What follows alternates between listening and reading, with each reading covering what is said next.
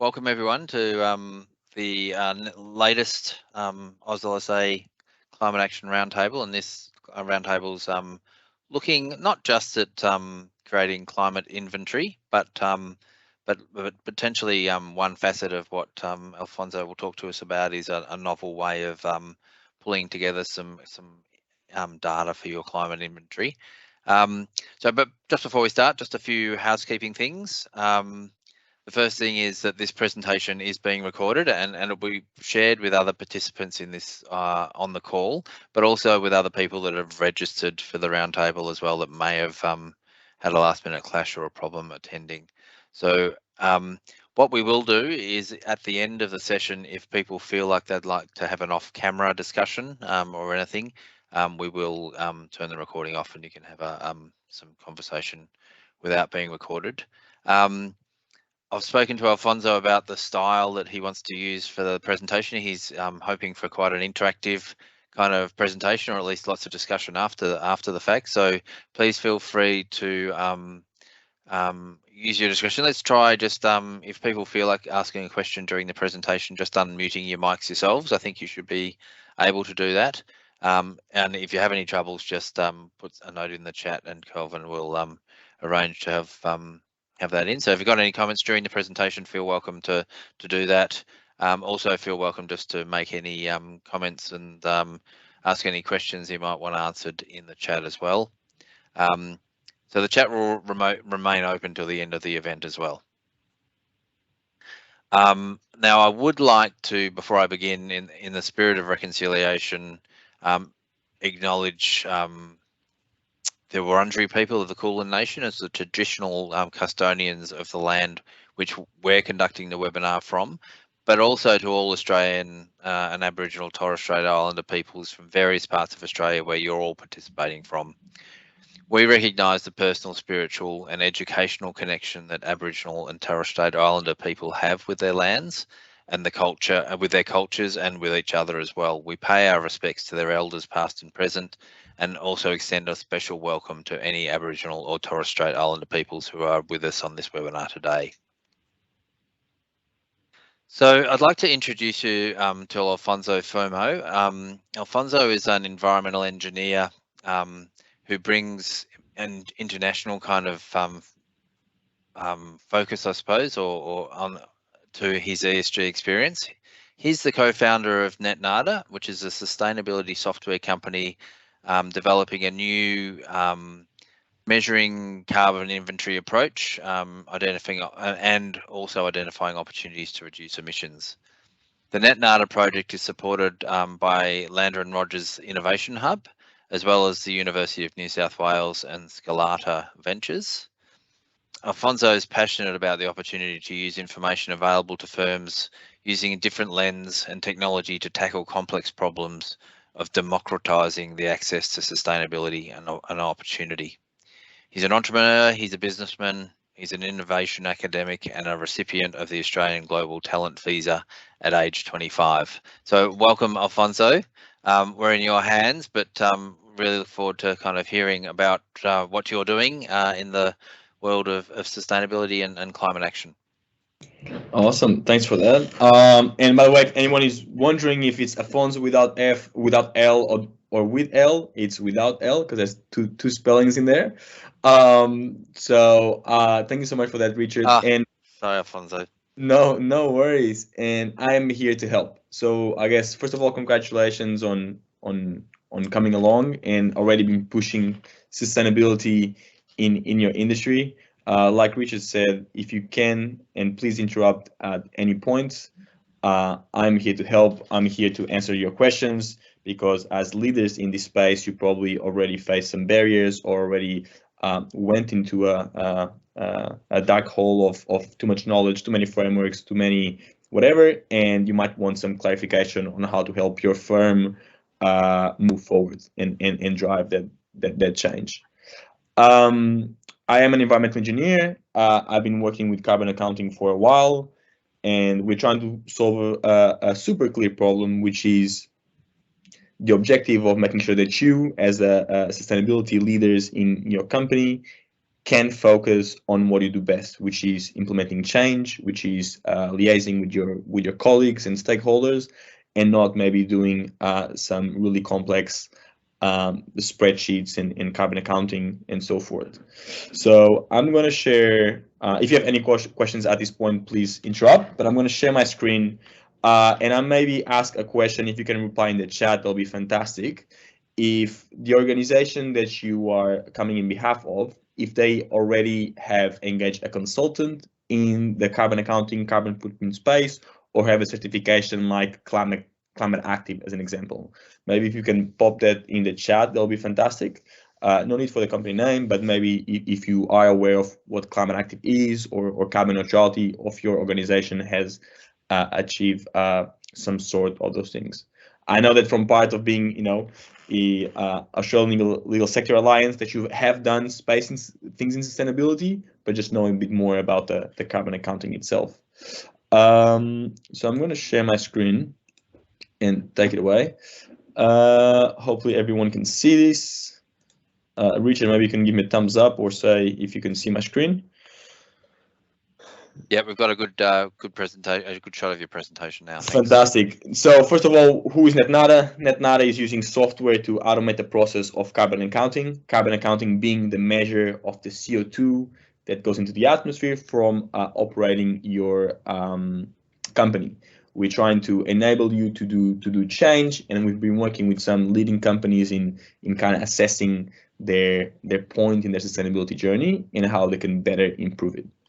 I know that there's a bit of a bell curve of who is in this call, but we all know the urgency and why we're doing certain things. It is important to note that the journey for net zero targets can take different paths. Some paths, as you can see here, might take a bit of a belly up curve where we delay our actions for a long time until it becomes critical, or we take action today and kind of lead the charge. The only problem with taking longer is that after we do the change, and you see on the other side of that like vertical line, we have to keep on removing carbon from the atmosphere because we've already used the budget available. So there's an urgency aspect of keeping that global temperature below 1.5 degrees. And that's what NetNada is trying to help, and that you, by leading the charge, are trying to do. It's push those actions as early as possible. There's some key terms, and they might be confusing. Carbon accounting gets confused, or can also be called carbon footprint measurements, footprint assessments, but it's the act of seeing how many emissions your business produces. Then you have sustainability consulting. Sustainability consulting can be segmented into helping you with your carbon footprint, but it can help you with the whole ESGs. You can be looking at the sustainability aspect of your company, or your social aspects, or governance, and so forth. So it doesn't directly relate to just the carbon footprint. And then the other terms are things like net zero, carbon neutrality, carbon offsetting, and the goal that we're all aiming here for is that net zero aspect. Carbon neutrality is achieved when you offset your emissions, where net zero in the first place is when you don't emit CO2 by operating your business. And this is a good and quick graph to summarize what that means. Imagine that we are all as firms in this base year kind of space, which means we have emitted, which is above the graph, some emissions, and we went ahead and invested in some carbon offsetting projects like planting trees, investing in renewables, whatever it might be, to offset that distance. As time goes on, you see that your business becomes more efficient and the gray bars actually reduce over time. And at one point, you actually don't emit emissions, okay? It's because your business is using fully sustainable supply chains, is only being powered by renewables, your whole fleet is electric cars, they are connected to renewable grids, etc. And that's the goal that countries are trying to achieve in 2050. However, before that, we have the mechanism of reporting and offsetting until we get there. More broadly, as I was discussing, by being part of, also, let's say you have done certain things in the whole sustainability space. We look at the people, community, governance, and parts of the environment, right? And that environment can entail a lot of things. We are going to be focusing on that greenhouse gas emissions measurements beyond the electricity and gas, or beyond travel, and at least knowing how we can do it faster, maybe without needing the help of a consultant or carrying a very, very long process.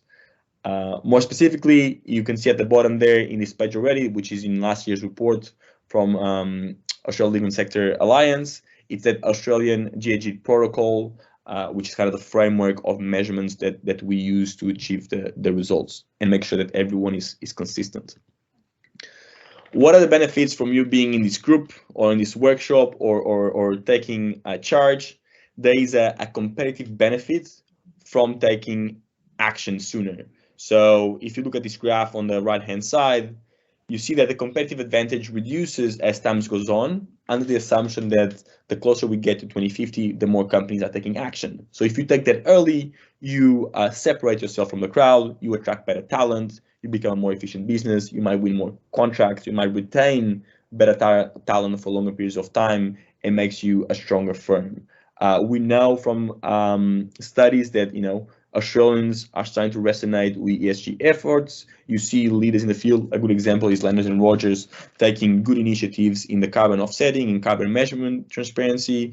And most importantly, we see SMEs, small, medium enterprises and firms kind of having to report on their emissions when dealing with larger clients or larger contracts and so forth. So it's really important that we take notice of that time is not only for the planet, but time is also to remain competitive. And the sooner you do it, the more benefits you can get.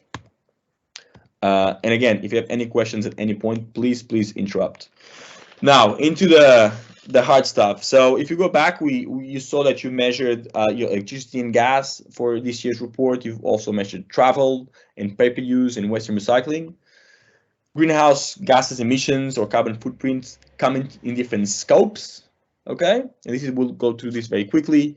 But beforehand, we used to only focus on the scope 1 and 2. Scope 1 being your fuel emitted by driving your cars, in a law firm as an example, if you had any vehicles owned by the company. And then everything else would be the energy that you purchase to power your offices, right? Everything else comes in scope 3 and most often is neglected. Unfortunately, 80% of the emissions of a company come from that scope 3. And moreover, 80% of the opportunity to make change, to open conversations, to engage with your suppliers, to engage with your customers also lie in scope 3. Which means if you don't do anything in scope 3 to measure, or report, or understand, you miss out on all this opportunity. As I was saying, up to 80% of emissions can come from scope 3, especially in professional services like law firms. And what we're seeing is that international frameworks are pushing to have this scope 3 mandatory in part of the reporting, and we're trying to prepare businesses ahead of time to uncover those opportunities. When it comes to NetNada, and my goal is that we'll leave this conversation with tools and questions that you can reconsider how you do things. And one of the problems we're trying to solve is that today the process of a law firm to go from wanting to do something about their sustainability, especially carbon footprints, and getting some sort of results might be 6 months and set you back anything between, depending on the size of your firm, 20,000 to 80,000 bucks. And if you already had an experience with Climate Active or carbon offsetting, you might have seen these numbers and how lengthy this process might be. And moreover, that the outcomes might not be practical or implementable in the first place. And that can leave us feel frustrated. If we do all of these things and only we get a report, we know specific implementation or knowing how to use that report or communicate, or maybe we get some cheap offsets and we don't see any change in a organizational and operational way, it's very frustrating. We're trying to get business started in a very quick manner by replacing this. So this is a snapshot of a spreadsheet that's commonly used to calculate your carbon emissions, and some of you might have seen this before. This part of the calculation has 345 rows, so not everything in the screenshot, and you have to go line by line, trying to input all this data, collect this data from your accountants, from your colleagues, from your office manager, whatever it might be, to get a result. So as you can imagine, if your business changes in the next 6 months because you employed 15 more lawyers, or if you open an office in Brisbane or whatever it might be, you don't want to carry this process over and over again because it's very time consuming, and your job shouldn't be managing this clumsy spreadsheet. We take this and make that spreadsheet take 60 seconds by leveraging your financial accounts or general ledger, basically. We look at the expenses in certain areas of your business, and we transform that into emissions, which gives you a very strong, accurate, complete baseline of where your company stands and where you can take action and implement solutions. By using something like Netnata that is powered or by financial data, taking CSV files, integrating directly with accounting tools like Xero and now QuickBooks very soon and so forth, you can get reduction strategies, you can get educational tools, you can get analyze the ROI of certain things, and most importantly, you can also get reporting to communicate with your stakeholders internally and externally. As you can see, it looks very different than from a traditional spreadsheet. On the bottom right, you can see the breakdown of emissions. On the bottom left, you can see scope 3 over time, depending on the patterns and the intensity of what you've been purchasing or not, as well as at the top, the breakdown between different scopes, all done automatically, which empowers to now spend less time dealing with the consultant or with the spreadsheets and more time in the implementation. We also have a partner hub, which you can procure different solutions. So it makes me really, really tangible for you as maybe an operation manager, sustainability leader, or the one taking charge inside your firm to kind of action and see what you can do next. A list of solutions that you can pick and choose that we recommend for your business, and they have subtasks inside them, so allows you to progress over time without feeling overwhelmed of what needs to be done, that everything says, buy solar panels, right? You might not own that office, you might not want to buy solar panels, not have the capital to deploy that, but there's a lot of things that you can find with meaningful impact that align with your company mission by looking at our solutions. And the outcomes become really easy to use. You might put the outcomes into presentations, you might put outcomes into internal or external communications, and we make it really easy for you to procure all of these in just one place. How does it work? Well, it's really simple. The process is to take days, not months. And if you've already dealt with some part, even maybe reporting to the Australian Legal Sector Alliance, you know that it is time consuming to get that information, and it does take time away from your day job in a sense, and we're trying to make it really, really easy. Of course, we enable you to go and look at financial accounts, but as well to upload all the data like electricity bills and so forth that you might have been experienced doing the Australian Legal Sector annual report. We are trying our best to be secure, to give you access to carbon neutrality status if you want to, but most importantly, we want to give you the tool that's automated, but gives you space to personalize and to customize your sustainability journey.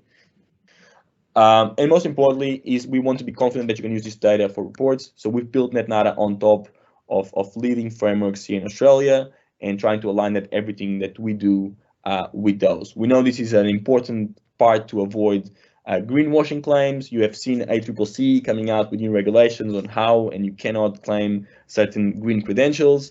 And Netnata is now in a fantastic position to help firms all around Australia to be confident with their numbers, knowing that they haven't cut corners, know that they haven't left 80% of their emissions outside their reports, but it's all been accounted for. And that's our main objective. I don't have to talk to you much about the benefits of doing what you're doing already, because you're part of the Australian legal sector already. But you know that there is benefits of becoming more efficient in sustainability. There are benefits of having improved HR efforts, with new people entering the workforce, having to pick the best firm, being impact driven and being goal oriented when it comes to sustainability. And climate change really offers that leading edge in attracting the talent, as well as brand positioning. We see a lot of benefits by having sustainability reports as an outcome of this process, and something that you can use to communicate. Because the last thing that we want is to just give strategy that doesn't relate to a direct outcome, because we know if we help you with the comms or with your or where you are at the moment, you can directly use that the day after to drive change and make business cases for why the firm should invest in certain parts of sustainability. Well, if you don't have that, it becomes really difficult to have a meaningful data-driven conversation with your internal stakeholders to be able to make an effort. And in our case, we're passionate, but we understand that sustainability is about return on investment. It's about making sure that it makes sense in dollars, and we really drive that point home. This kind of brings to the end of the formal presentation about NetNada, but I'm going to bring it back to the top about here, where you might have some questions, is how can NetNada replace these spreadsheets so quickly and so efficiently, and why do we believe that it's not only about NetNada, but it's about the future of carbon footprint, is about democratizing access. Today, everyone does their taxes. Everyone will have to then report on sustainability in the same way that they have to do taxes. And we want to empower businesses to make sure there is no mistakes. And moreover, because you're already preparing your accounting data for tax purposes and reporting purposes, we leverage that enhanced data to also do your sustainability. And as long as you do good accounting, which hopefully every business does, you also have good and verifiable and complete carbon accounts. And that's the magic of all of this, is to make sure that you don't have to do double the work. Why should you have to spend $40,000, $50,000 in getting a consultant to do something that it's already been done by an accountant? Right? And that's what we want to help you, is that you spend less time sending emails back and forth, less time procuring the data, because we know that the data already lives in your business, and we want to help you with that.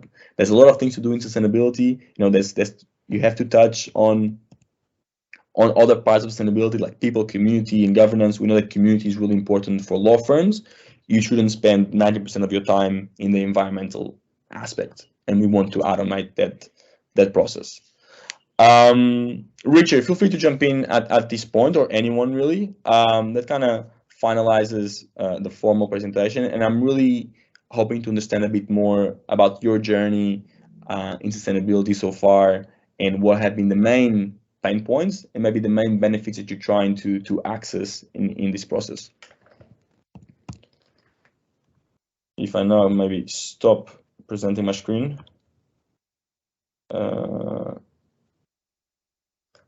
Have I stopped presenting my screen, Richard? Rich is requesting control, allow.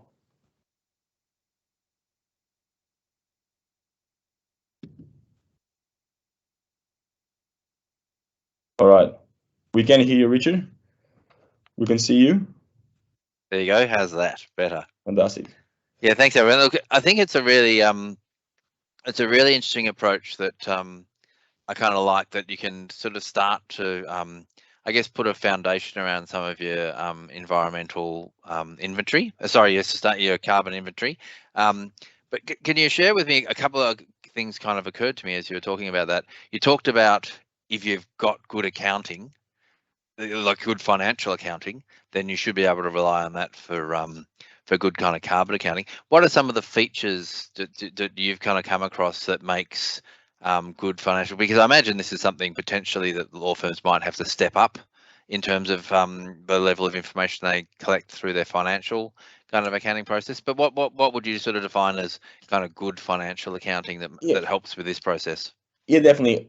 First of all, we are seeing that even small firms with 10 employees have enough accounting done that helps with carbon accounting. But one thing is, the more you categorize your accounts, the more descriptive you are on lodging certain items and so forth, it makes for a more robust kind of general ledger and journal access, which enhances how specific we can be in categorizing certain emissions inside the business. Of course, we want to tell you your furniture emissions from doing your office fit out, that in a year might be 40% of your total budget, right? And we want to make sure that 40% is actually sustainable per cure, but we want to tell you that ahead of time. If we have more breakdown on certain things, it really helps us build that story. But this is just a great insight that we saw with the different companies. they moved offices, and retrospectively looking back, for that year, 40% was buying new furniture for that office.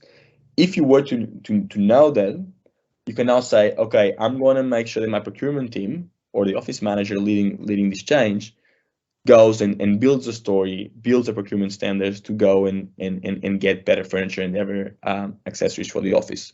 But you need to know that without having to spend, $80,000 on consulting fees. You need to know that by using information that you already have to drive that decision making.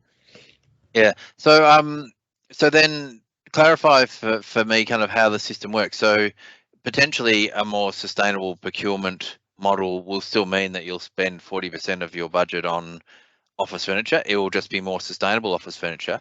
So without, obviously there's a bit of secret sauce in terms of the algorithms and things you use to turn financial spend into carbon emissions. But tell us a little bit about how then your tool will deal with, okay, well, I've bought renewable energy, for example, or I've chosen a carbon neutral paper, or I've done different things to help reduce my impacts, but it doesn't show up in my financial accounts because I'm still spending money on it.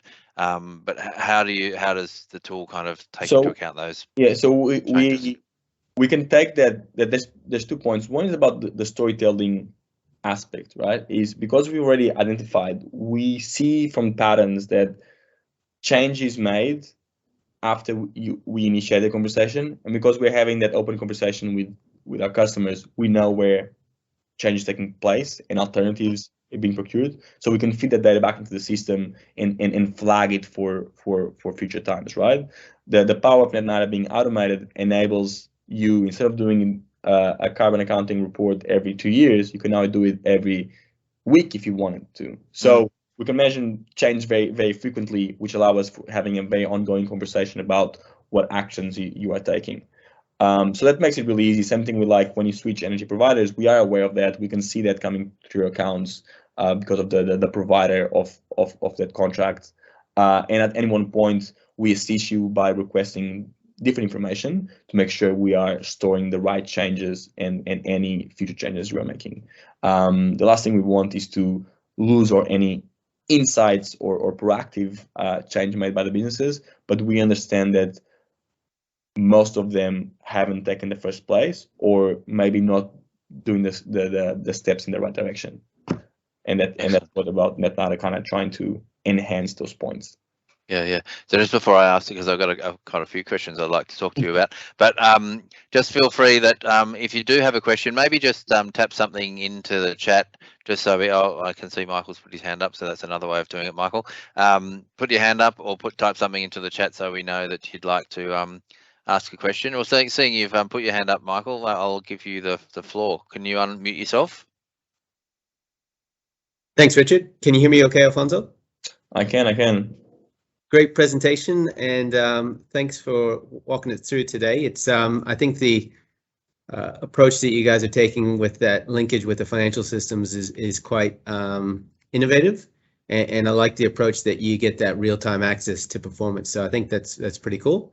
The question I've got for you is really around given that your product has that kind of relationship with the chart of accounts. Could you just share a little bit of information about your experience with the different buyers of your products from the point of view of the stakeholders? So on this call today, there might be a mix of sustainability specialists and procurement specialists, all kinds of different people. But from your experience, who are you seeing? Are you seeing any different conversations for your product compared to potentially some of the others, given the focus on the financial system? Yeah. Thank you so much, Michael, for the encouragement in the question. What we're seeing is that conversations of who might be the decision maker at businesses change, right? You might have a sustainability committee, you might not have a sustainability committee, and it might fall under a second role of the operations manager and so forth. Because it's based on financial accounts, we might just see an extra step of access. You might have to send this to the finance team for them to manage the software and do the integration. But after that, it really depends on who is driving the change, right? You might have a sustainability champion internally, and that might be part of the finance team or the operations team or human resources even. And what we want is to, regardless of where they sit in the organization, they can access clear data to drive their initiatives. So there's a bit of a step in the process to get that information in, but once it's done, it's about anyone in the organization being able to access those insights and drive the initiatives accordingly.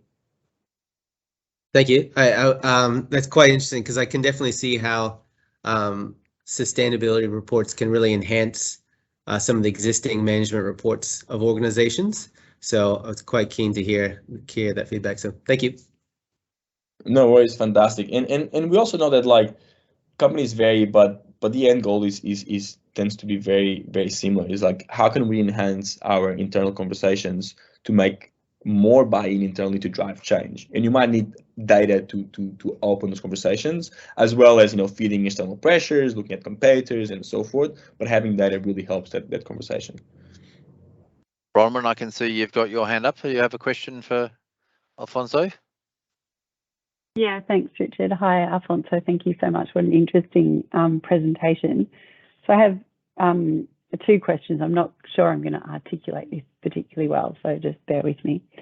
There's obviously a big focus on sustainability data at the moment and the integrity of that data, and the driver seems to be around sustainability data taking its place alongside financial data in terms of company disclosures, valuation, how investors are now really valuing this data.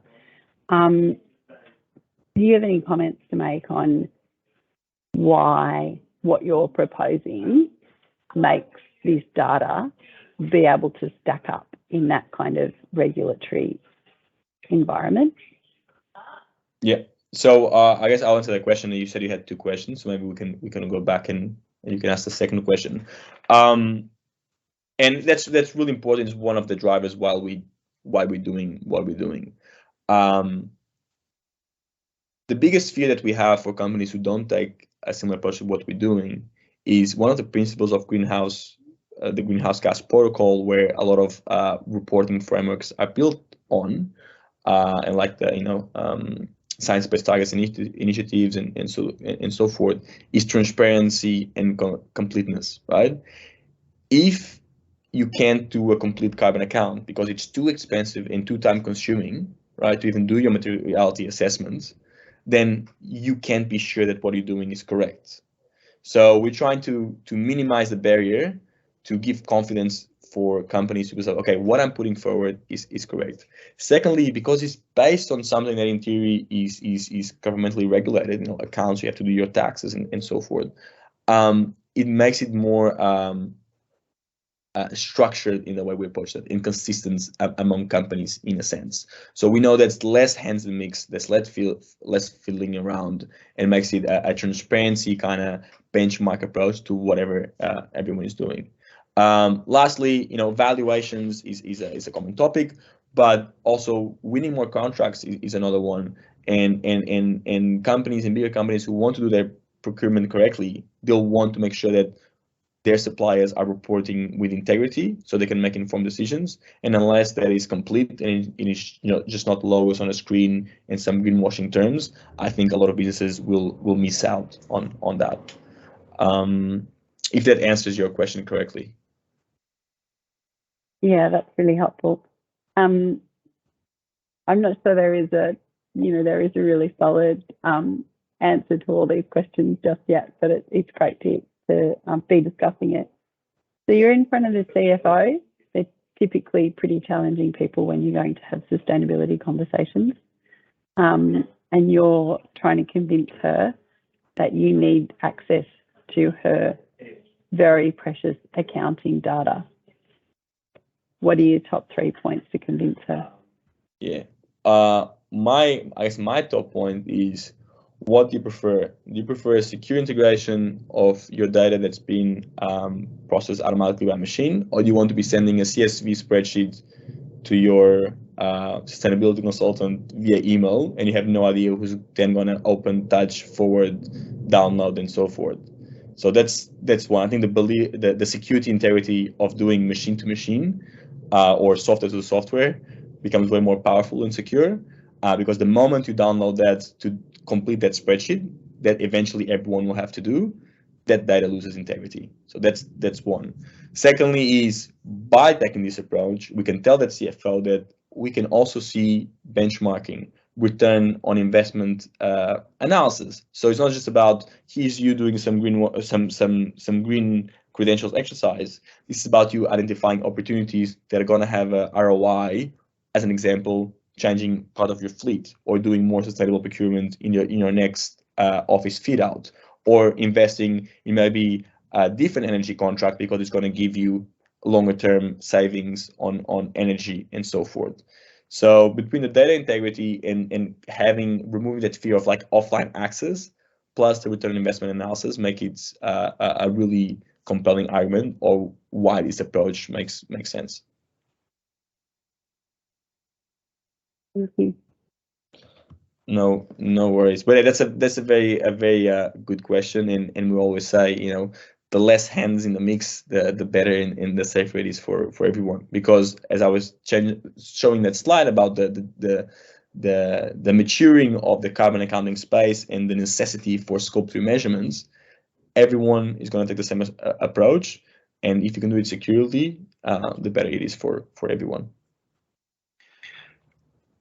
Obviously, sort of data security is kind of a hot topic at the moment with the Optus and then Medibank Private, and then there's been a few others. Even Defence seems to be losing their data. Obviously, there's some security protocols that your tool uses to help encrypt or do whatever it needs to do. Well, can you tell us a little bit about that without blinding us with too much IT speak, or is it impossible to explain? No, it's not impossible, I think, but what is important to address is the goal of NetNut is to remove the human in the loop, right?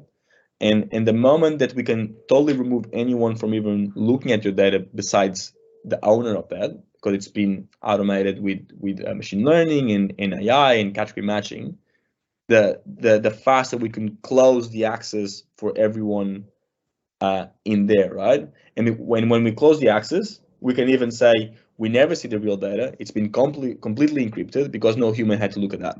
The problem is when you have data, you might encrypt it and then a human has to look at that, and at that moment it needs to be human readable. But if we automate the whole process, it can be just strings on a screen, green and black background, because we don't have to read it. The machine has read it, and it's given back to the client, to the customer, to the owner, and they can keep it safe at their own responsibility. And that's kind of the end goal that we're progressing towards, instead of having people, looking at the data. Yeah. Is there any prospect of making it a rather than being an online tool, to make it a desktop type tool? Is it a sort of a download, or is that just not the way things work anymore, that everything's kind of online and nothing's a desktop tool? Yeah, I think it's not about the desktop tools, about maybe like the offline access. If we were able to kind of export the models or the engine behind these calculations to the clients, we can now give them like ownership of how that data is managed, right? We know we're safe, that we can secure that data and back that data, and that it has integrity, but it could be at their responsibility. Now the question is, does the firm has better security than everyone else, right? Does it make it safer just because it's there? So it comes with a bit of those questions. I agree. But yeah, I think it's still, I think we're far off from like that being the barrier for why people do carbon accounting. And the upsides are tremendous. We're fighting against inaction. We're fighting about license sustainability being a nice to have to a license to operate, and we need to find a means to make it affordable for everyone, for everyone. And what you're doing, Richard, is a good example. How can I make it accessible for everyone, and that everyone can do the same approach? It's just because today the carbon accounting is so complex and so expensive that you can't democratize the access for every law in Australia. But with tools like ours, you can say, okay, everyone now has the same baseline, and there's no excuse for why you can't take this approach to understand what you're doing. Yeah. And Bronwyn made an excellent point, though, that and obviously financial controllers are getting more and more interested in broader kind of integrating their management and strategy into the broader organizational goals. But traditionally, they have been a fairly dry, single focused person who really doesn't give a care about any other strategic thing. It's really about the accounting standards and kind of, you know, the ownership they have of all that. So it's really interesting. Yeah. Keep your hands up, guys, if there's anything that you've kind of wanted to know, but I'll channel your questions in the meantime. I had a question, two questions, and they're kind of a bit related, I suppose, about the scope of what you capture.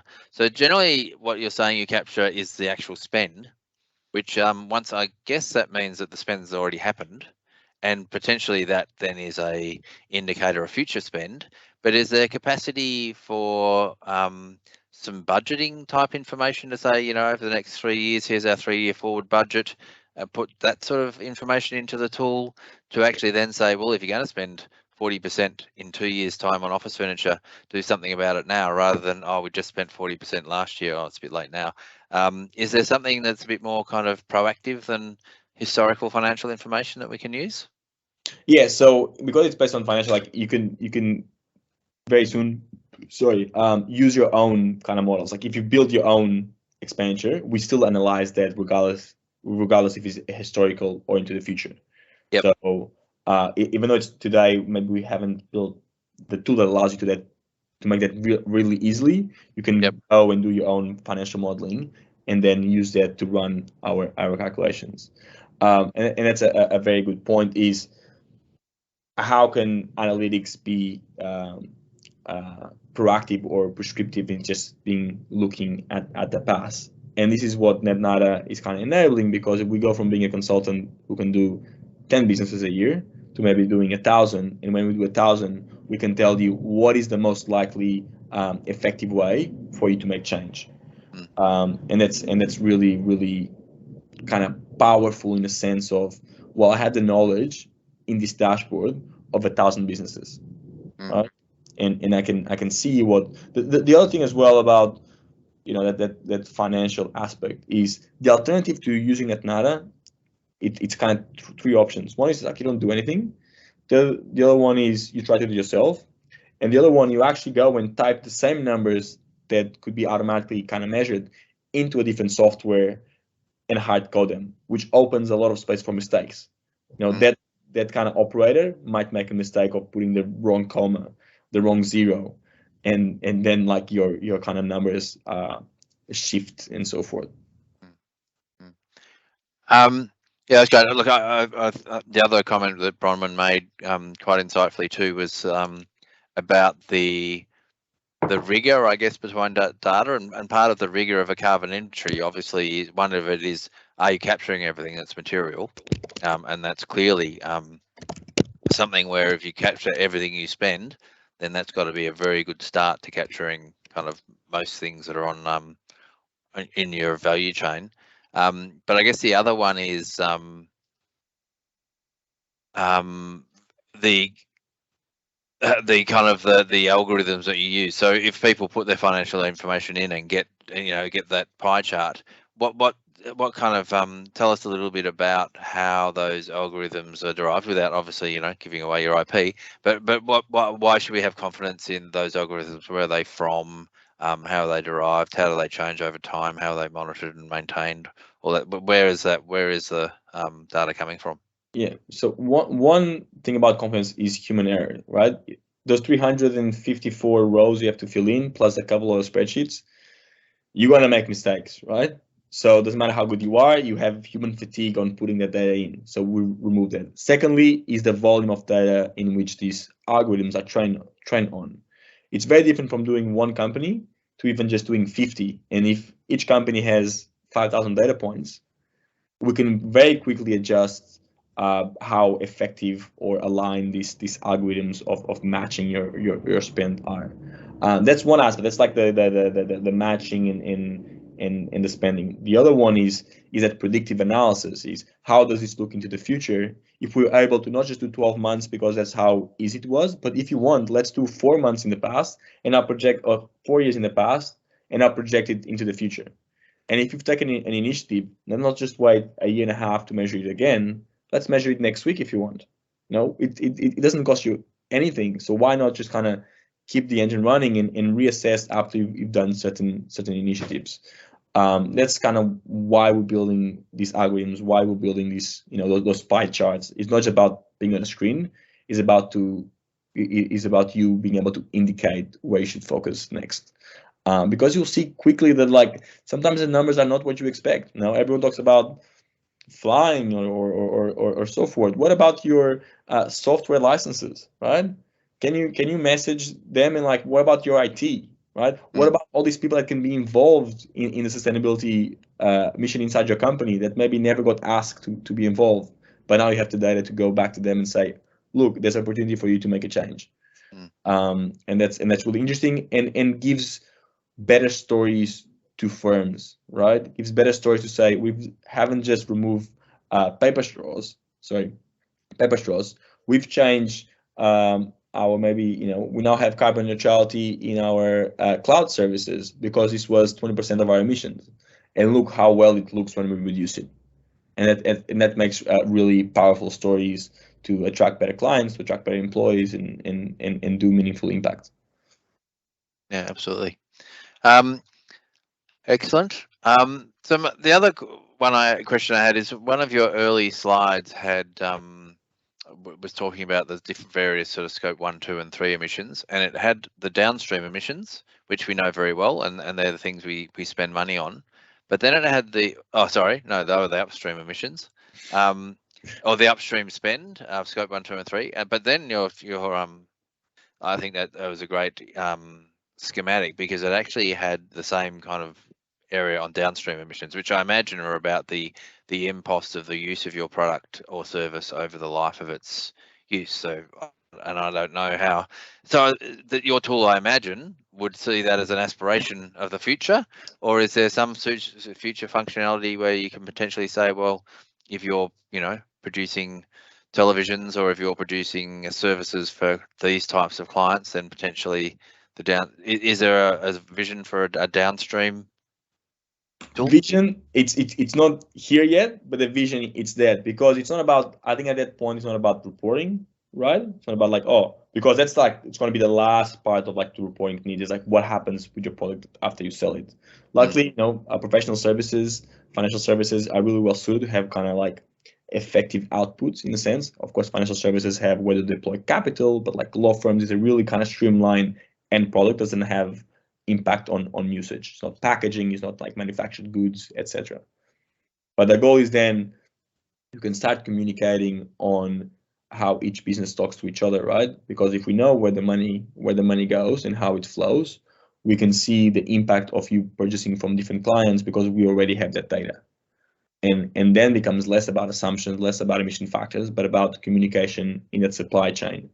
And that becomes really, really powerful. It's not aspirational, it's very tangible on how we see also the downstream emissions. It's just a fact of, is there enough businesses who want to know the impact of what they sell? And if they do, let's build a tool that helps them do that. But yeah, good insights. You're building the future of NetNut already, Richard. Oh yeah, I like to find challenges for people. That's my job. Excellent. And so just tell us a little bit more. And it all sort of comes down to for me, it all comes down to there's a whole lot of kind of trust that goes into understanding that the financial information you put in is going to then transform itself into something that's actually is an image of reality. Yeah, that this is actually what's happening. So I imagine there's some assumptions that if it's a pot of money for consultancy, for example, that gets turned into a greenhouse figure, that if you're or let's use computers as another example. So I'm buying an IBM computer rather than a Lenovo computer. Potentially one firm's doing a little bit more around their carbon. There's probably overall there's a similar kind of level of carbon, but if one is buying green power and doing more recycling or circular economic kind of activity, then there's potentially a lower footprint of that one versus that one, but they go into the same general ledger, don't they? So what's the opportunity for individual firms to go into the tool and say, well, I actually don't buy a IBM product, I buy the Lenovo product, and I know for a fact that these are the carbon emissions per laptop for that product, or is there an opportunity to go in and override some of the assumptions that that are coming through the finances? Yes, but most importantly is why would you in the first, is there a return investment on overriding them?